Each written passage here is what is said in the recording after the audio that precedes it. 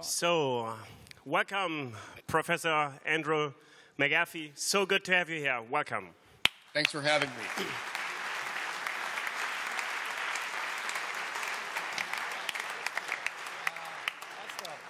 Ladies and gentlemen, let me introduce you to Professor McAfee.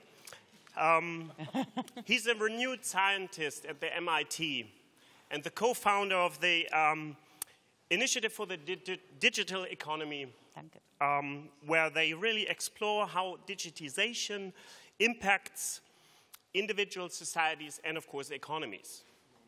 So, and he's a best-selling author and very recently prize-winning author and a true expert around digitization. Sorry, we've been already for the morning debating and exploring how Germany can be, in regards to the digitization opportunities and risks. And we had, I think, already a quite fruitful discussion. Now we would like to bring in your perspective, your expertise around how digitization will impact societies, economies, individuals. And of course, we would also tap into the depths of your expertise around your new books, The Second Machine Age, Work, Progress, Prosperity in the Time of Brilliant Technologies.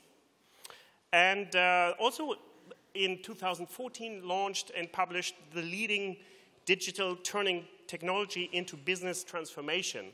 So how old economies or old organizations can learn from the digital masters. And I know that you actually would like to have more time for riding your motorbicycle, so we especially appreciate that you are here at an early Sunday morning. Thank you so much.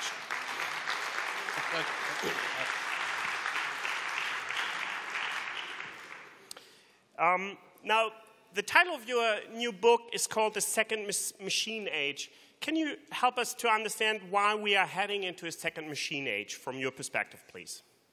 Exactly. The first machine age started just about 200 years ago with the Industrial Revolution, with the harnessing of steam power. And then for the past 200 years, that first machine age has continued thanks to a series of very, very powerful technologies, such as electricity, the internal combustion engine, the jet engine, I would say the transistor and the invention of the first computers. So for 200 years, we have had this wonderful period of prosperity, of greater wealth, of industrialization, and we've seen a handful of countries, including the United States and Germany, become extremely wealthy and develop a very healthy, prosperous middle class as a result of that first machine age. It's been this amazing flourishing in human history. And the reason we wrote the book is it feels to us like we are heading into a second machine age, one characterized not by making progress with technologies for the physical world, but really with technologies for the world of cognitive work, for mental power, for harnessing and extending the world's knowledge. And when we look around at some of the recent technologies that we've seen, they honestly seem like science fiction is becoming reality. So we've got cars and airplanes that can drive themselves. We've got computers that can listen to what we're saying to them, understand the words, more profoundly understand the meaning, understand what we want, find an answer and give it to us. We've got technologies that let parts be made by printing up one layer at a time instead of cutting away at metal. And we're seeing even more recent advances in fields like artificial intelligence, where even the experts in the field 5 years ago would not have predicted what we're seeing today. And I don't think they could predict what we're going to see 5 or 10 years from now. So we look at all of these advances happening together. While all of this is happening, it's not just a phenomenon in the rich world and for affluent countries. There are more smartphones, there are more mobile phones today than there are people in the world. So for the very first time, we are adding a majority of the world's adults to the community of people who are connected to each other, who can benefit from the knowledge, and who can possibly contribute to that knowledge. That has never before happened in human history. So when my co-author, Eric Brynjolfsson, and I look at all these developments, and we try to think just a little bit about where they're going to take us as a society, as an economy, we think this is a big enough deal that it deserves a label like the second machine age. Yeah, thank you so much for elaborating on the title and, of course, this massive exponential change and development we are all facing right now. I know you've looked deeply into the US-based developments and the economy, but of course here we are interested in our German economy in regards to the international development. So I wonder, what is your opinion about the German initiative Industrial 4.0 and of course our future competitiveness from a German perspective? And I'm certainly not an expert on Germany, so this is going to be just my impressions. I visited your country several times recently. We were really honored to be awarded the German Business Book of the Year just a little while ago. So let me try to tell you what my impressions of Germany are. And from where I sit, what you all are doing is deeply impressive in a few different ways, a few very, very important ways. First of all, your industrial base, your base of companies and people who have deep, deep expertise in engineering and scientific and technical disciplines is probably not matched anywhere in the world. And you have this wonderful base of companies, not only very large and successful ones, but medium-sized ones as well, that turn out very important products for the world, very, very sophisticated products for the world, in a way that I don't think any other country has been able to match. Simultaneously with that, your workforce not only has very elite, very high-end scientists and engineers and executives, but you do a wonderful job of preparing and training and providing careers to middle-skilled, middle-educated jobs, to the people that we need to repair the machines and run the factories and do process control and things like that. So your ability not just to do a good job with elite education, but to also prepare people that we need for what Americans would call for the middle class jobs is really, really impressive. And then finally, a lot of the products that your companies create have this very interesting mix of physical properties and digital properties. A lot of your products live in both the world of atoms and in the world of bits. And when I look at machine tools that come out of your country, when I look at the cars that you produce, they're not stuck in the first machine age. They're absolutely not just atom technologies. A lot of them are doing brilliant jobs combining the world of bits with the world of atoms. And that's incredibly important to do going forward, because my impression is that the world is heading, it's not that bits are becoming irrelevant, or atoms are becoming irrelevant at all, but the bits, the software, the code, the information, the network, these are the things that are really going to yield competitive advantage, that are going to attract customers, and that are going to be more and more important in the second machine age, what you would call Industry 4.0. Now, what I find really, really interesting, and what I don't think anybody knows the answer to, is what's going to happen during this transition into the second machine age, because my impression is that the transition is just beginning, and it's going to take somewhere around a generation, a decade or 20 years, for us to understand how this is going to play out. What we know from history is that the countries that were on top during the old generation of technology were typically not the companies on top at the end of that technology transition. Also, we know that the leading the leading country of the first machine age, of the Industrial Revolution, was the United Kingdom. That's where the Industrial Revolution started.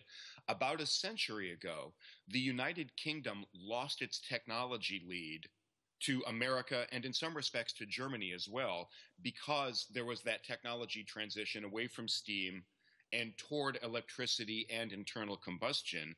That country, the UK, did not manage that transition well, and so the leadership at a country level, not just a company level, but a country level, got passed on as well.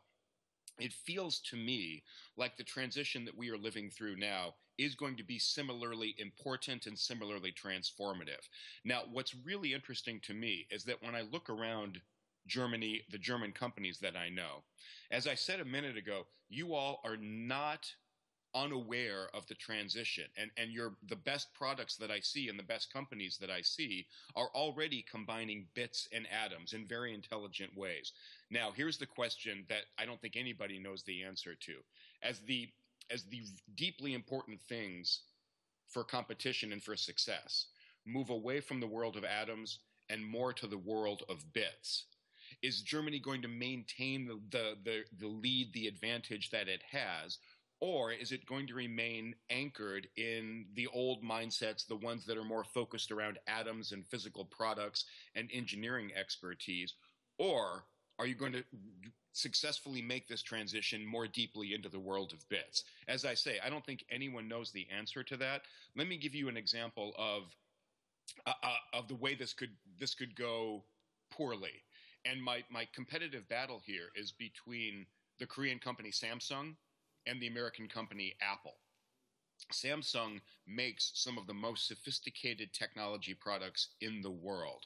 The tablets, the phones, the computers, the electronics that Samsung makes are incredibly sophisticated. They combine bits and atoms in a really intelligent way. Samsung has mastered the art of building a very huge, very complex supply chain and building absolute state-of-the-art manufacturing facilities. I don't think there's anyone better in the world at it than Samsung. Their financial results, they're not terrible, but they're not terribly impressive, and they're going in the wrong direction. Meanwhile, Apple is the world's most valuable company. They have outsourced just about all their manufacturing. They do a good job of managing that, but they have walked away from themselves mastering the world of atoms. And they say, look, we are the masters of the world of bits. We build platforms, we build user experiences, we design wonderful products. And as a result, it looks to me right now like they are winning the competitive battle against Samsung. And over again, I'm seeing that happen where companies that are more focused on the network, the platform, the code, the user experience, the bits, these are the ones that are winning the competitive battles. So as I say, I don't know. I think it's too early to tell what kinds of companies, what kinds of countries are going to navigate this transition successfully.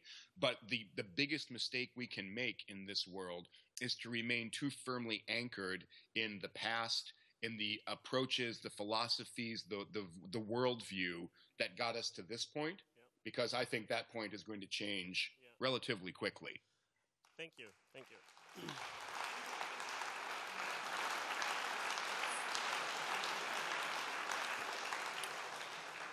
Now, being good Germans, we've been already hypercritical this morning and looked into a lot of risks and dangers in this topic. What I would like to look at and steer our conversation towards now are the success factors. So based on, the limited knowledge we have already about the future and about successful businesses as well as, of course, societies, what is it that you could recommend or give as a recommendation to policymakers as well as, of course, decision makers in enterprises to really raise the machines to win the next age as well? Yeah. I have a ground rule that I use for thinking about all of these questions, because I think you're asking exactly the right questions. This is a time for policymakers and for decision makers inside companies to rethink a lot of things. And so the exercise that you're going through is a very, very important exercise. My ground rule for thinking about how we should approach these decisions is I think we have a choice with a lot of the decisions, especially the policy decisions that we make.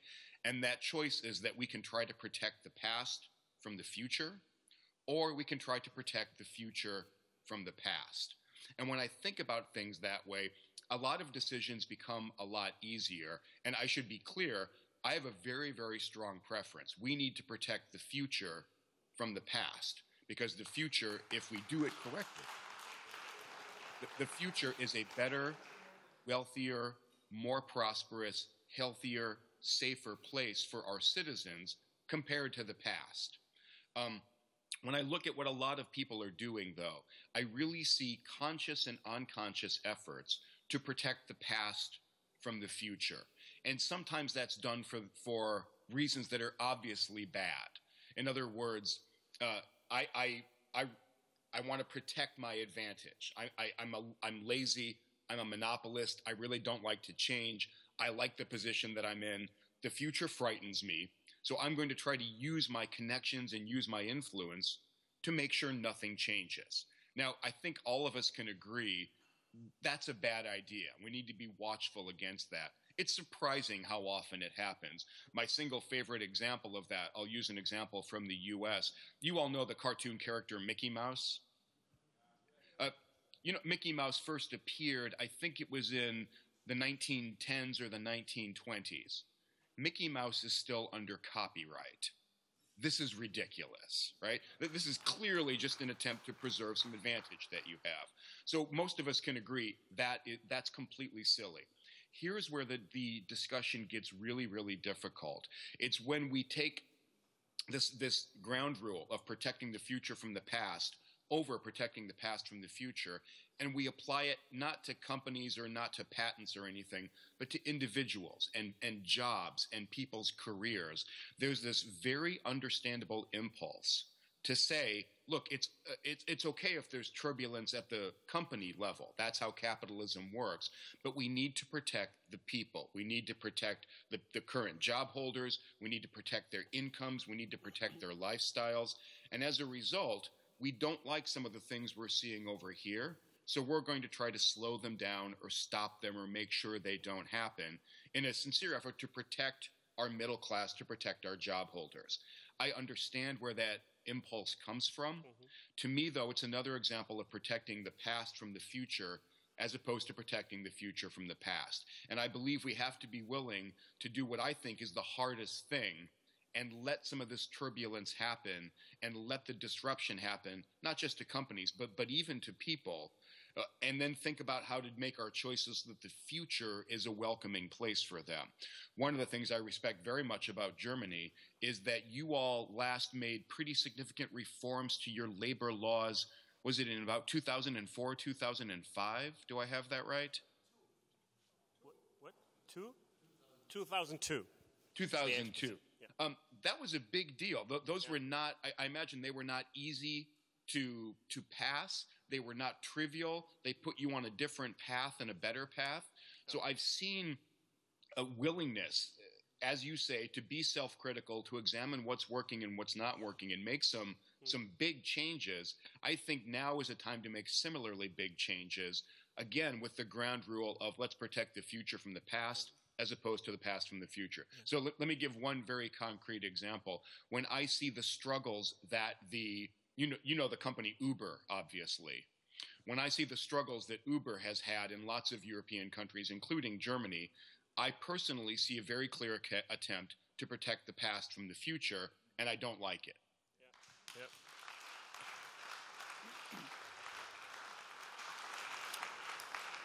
Yeah. As you see, we have a lot of sympathy here for your point of view. Let's explore further this indicators of our future success. Measurement, of course, is a big thing, in the economy as well as, of course, in politics. And I know in your book you state that the GDP is actually, can I say, outdated as a success measurement for societies. So what are future measurements which can really tell us about how well we are doing in this new age? It's a very important question. One of the things we learned when we were writing the book is the history of GDP. And it basically came up as a measurement after the Great Depression, at least in the United States, because the president said, look, I have no way of knowing how our economy is doing. I don't have any control panel or dashboard that I can look at to understand the health of the economy. He brought in a bunch of very good economists to help him think about that, and GDP is one of the measures that came out of it. Now, it was never intended to be what economists call a welfare measure. In other words, a number that captures the overall state of well-being of an economy or of the people in that economy. It was intended to be one dial on that dashboard to indicate how we're doing. It's, as you say, though, I think it is becoming a less and less accurate dial of economic health over time, simply because, if I asked you all to raise your hands if you use Google, how many of you would raise your hands? How many would raise your hands if you, I think all, how many of you would have trouble imagining living your life without Google these days? Like, I don't know what I would do. It becomes very strange to imagine not having that resource. The total contribution of Google to GDP is the advertising dollars that companies place with Google. It's a ridiculous underestimate of how valuable that resource is. Wikipedia is my encyclopedia of choice. It contributes absolutely nothing to GDP. In addition to which, the improvements that we've seen in our health, thanks to a lot of different things, they don't show up in GDP at all. So I don't think it's a useless measure these days, but I think it's an increasingly inaccurate and out-of-date measure, and a lot of us over-focus on it. How many dollars, how many euro did the economy generate last year, last quarter?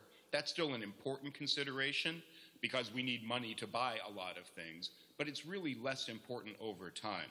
So you ask about other measures that I think make more sense. The dashboard that I look at regularly includes things like labor force participation rates. How many adults who want a job have one or are out there at least actively looking? And in the States, at least, that number is heading in the wrong direction. I find it really troubling. I look at things like entrepreneurship. How many startups are there? How many new businesses, even if they're not high tech, how many new businesses out there? Again, at home in the United States, that number is actually going south instead of going north. And I look at a lot of health statistics. How are people living longer, healthier lives, people at all different income levels, or are they not? So I still look at GDP, but I try to round that out by looking at a set of other indications of the health of a society. Yeah, thank you.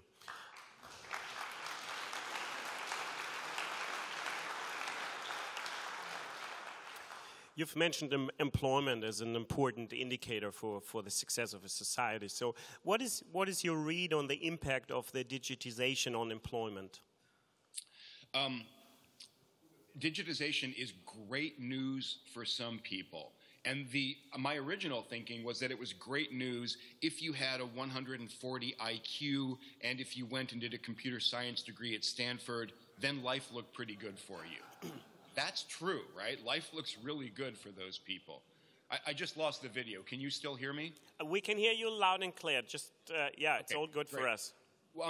What we're learning from more recent research is that this digitization, the second machine age, is actually good news for a wider group of people than that, and they are people who have more advanced social or interpersonal skills. So if you have the ability to coordinate, to negotiate, to motivate, to persuade, the economy actually looks pretty good. Your prospects look good, and I think that's going to continue for a while. So it's too narrow to say that only the computer science PhDs are going to have a healthy career in the second machine age. I think it's a lot broader than that. However, one of the things that we're observing in many countries is that as technology is racing ahead, it's leaving people behind in their capacity as people who want to be workers, who want to offer their labor to an employer, to the economy. And where we're noticing it most strongly, not just in the US, but in most of the rich countries in the world, in North America and Europe, is that the classic middle class is under the most threat, is feeling the most pressure for jobs and wages. And the reason for that appears to be that what technology is already pretty good at is substituting for routine physical work and routine knowledge work. The key word there is routine. If you're doing the same thing over and over, technology can do that probably better than you can. And that's why we don't have as many clerks as we used to in companies, and the assembly lines in factories don't have nearly as many people as they used to. That routine work has gone to technology. Now, what I see coming is that the amount of work that technology can do, if here's where it is today, it can do routine things. I think what's likely to happen in the future is that that sweet spot of technology is going to get a lot wider. And so I think that our tax preparers are going to be pieces of technology, our financial advisors. I will not be surprised if the entities that do medical diagnosis are pretty quickly going to become pieces of technology as opposed to human beings. So the sweet spot of technology is about to get wider. I think that means we're going to see a lot more pressure on some categories of worker, and how we respond to that is already really important. I think it's going to become more important. But to tie it back to something I said earlier, the common response and the easy response is to say, okay, let's freeze what we have. Let's protect what we have now so that the future is not as scary. I don't think that works. I think it's a pretty bad idea.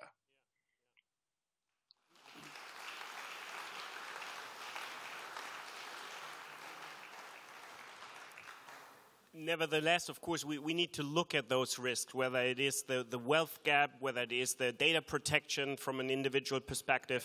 How can policymakers intervene here and enhance the good and manage the risk of the digitization? It's an incredibly important question, and I don't think there's one easy recipe here. As you say, the right responses are going to vary country by country based on your specific context and based on the will of the people. But encouraging fluidity, encouraging risk-taking, encouraging entrepreneurship and more dynamic responses is the right thing to do, as opposed to trying to enforce some rigidity or trying to look back at the past and think how fantastic it was. And these issues are going to come up in issues like privacy and cybersecurity. I understand that many Europeans have a different conception of privacy than Americans do. I think that's great. I think you should be allowed to maintain and to go forward with your definition of privacy.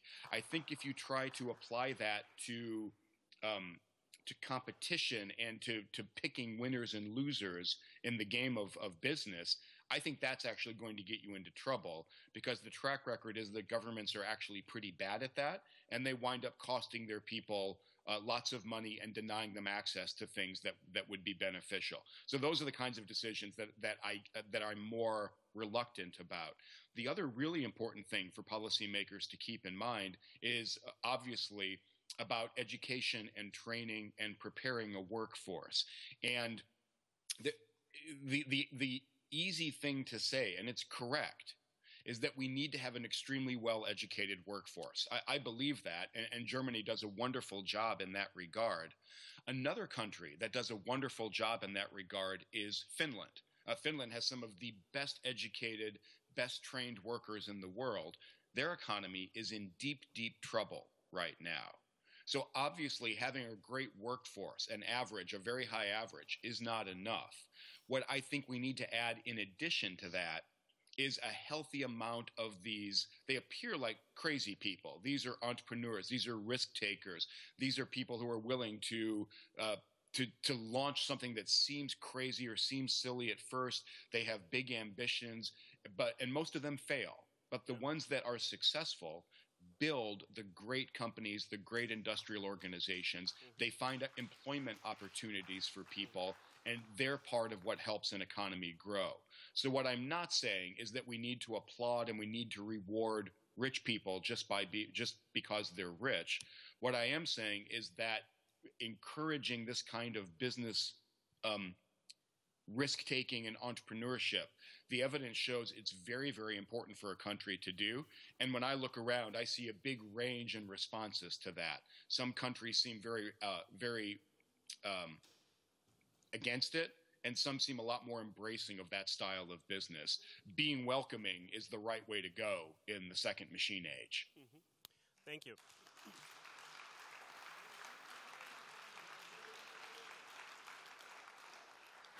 Professor McAfee, you also suggest to rethink tax policies. You state that negative income taxes as well as lower taxes on labor might be, helpful. Could you elaborate a bit more on that topic, please? When we were researching the book, we learned that in the United States, at least, 75% of all the revenue that the federal government takes in comes from taxes on labor. Now, I understand why that is. Our tax system was put in place when there really wasn't any alternative to labor, when the economy was not global, so we only had U.S. labor, and when there was not a lot of automation. So you didn't have a choice between a person and a machine. In today's world, and increasingly in the second machine age, an employer looks around and has two really good alternatives to domestic labor. They've got foreign labor and they've got technology.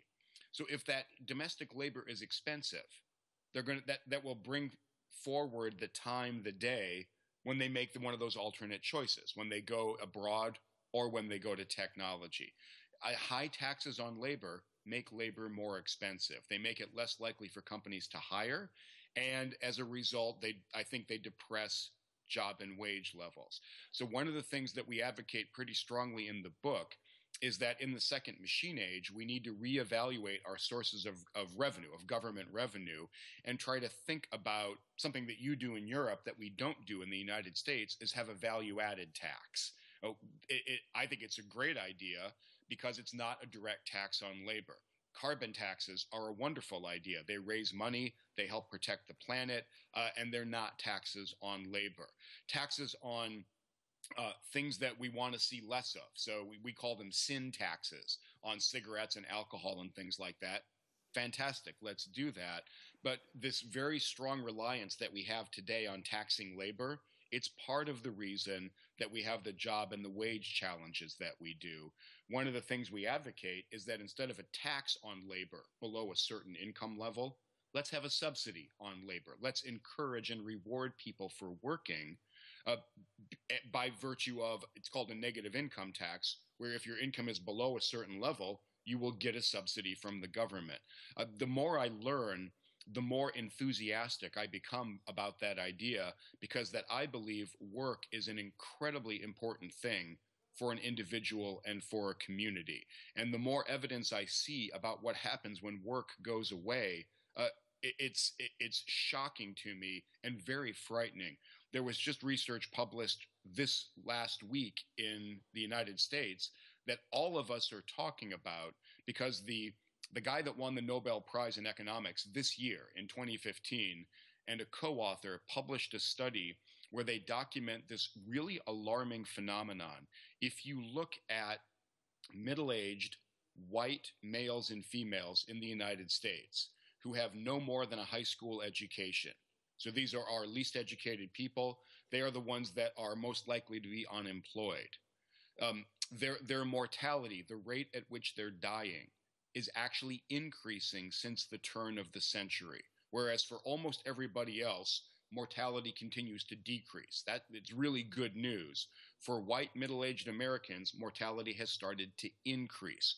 We were not expecting this. It's terribly bad news and a real surprise. When we look more deeply, the reasons are even more surprising and really, really bad news. There are 3 reasons why the death rate has increased: suicide, chronic liver disease like cirrhosis, and alcohol and drug poisoning, overdoses. Those 3 are going up, and they're going up enough to increase the death rate for that entire group of people. When we were writing the book, we came across a great quote from Voltaire, who said that work saves us from 3 great evils: boredom, vice, and need. What we're seeing with this research is how bad it is to live a life of boredom and a life of vice. People are killing themselves. And I think the disappearance of work is one of the reasons why. We need to really be aware of this phenomenon. Yeah, thank you.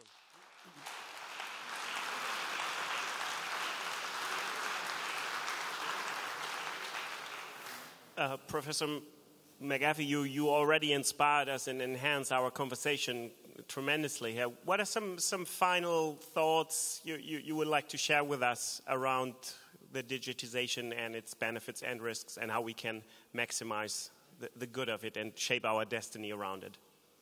I think was it Kant? I think it was your countryman who said that we have a moral duty to optimism. And I love that. I try to walk around with that. I find so many people reaching for the pessimism and reaching for all the bad things about the future and about technology. I reject that. We are heading into a wealthier, a better, a more abundant world. The best news I can give, I just gave some bad news about the lives of middle-class people who don't have work. Here's the best news. We have environmental concerns, but we are actually every year giving farmland back to nature. Even as there are many more people in the world, and as they become wealthier and they want to eat better, we are returning farmland every year to the world. The total amount of water needed by agriculture in the United States is going down every year. Technology and progress are allowing us to take better care of our planet. They are allowing us to take better care of each other. Most aspects of health are improving at a really remarkable rate. So when I talk about protecting the future from the past, I'm passionate about this because the future we're building is a better future. There are a couple concerns that come along with that, and these are real concerns, but we're heading to a better future. What I think is going to be really interesting is to look at how different countries respond to this period of change that we're going through, and who's going to do the best job of taking care of their citizens, of taking care of their land in 10 or 20 years. I think your country is very, very well positioned to do that because of the strengths that you have and because of all the places that I've traveled over the past couple years. Of all the different countries I've visited, I find Germany is the most engaged with these issues, taking them very seriously and doing the careful, the hard thinking and being self-critical in a way that I find really encouraging and lets me believe that you might be one of the countries that navigates this transition very successfully and winds up leading in the second machine age. Thank you so much. Thank you, Pat.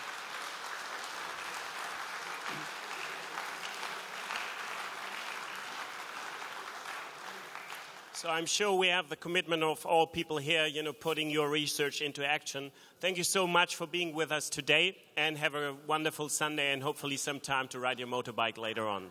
Thank you. Thanks so much. Enjoy your day. Thank you.